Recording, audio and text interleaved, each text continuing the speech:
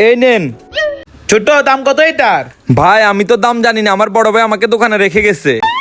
আপনি যদি এটার দাম জেনে থাকেন আপনি আমাকে টাকাগুলো দিয়ে দেন।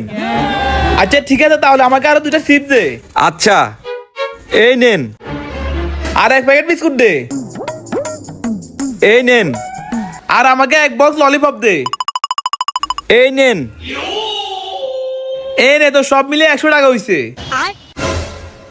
ভাইয়া তুমি চলে আসছো? হ্যাঁ ছোট ভাইয়া তো কাজ ছেড়ে চলে আসছি, এখন তুই দোকান থেকে বাইরে হ। আরে শালা, জীবন সুযোগ একবারে আসে, আর সেই সুযোগ হচ্ছে আজকে। যেভাবে হোক সুযোগটা কাজে লাগাতে হবে। ভাই আমাকে 900 টাকা ফেরত দেন। কিসের টাকা? আরে একটু আগে আপনার ছোট ভাইকে 1000 টাকা নোট দিয়ে 100 টাকা সোজা নিছি। কি রে ছোট, ও কি বলে? তোকে নাকি 1000 টাকা নোটে 100 টাকা সদা নিছে? না ভাইয়া, উনি মিথ্যা কথা বলতেছে। উনি 100 টাকার নোট দিয়ে 100 টাকার সদাই নিছে।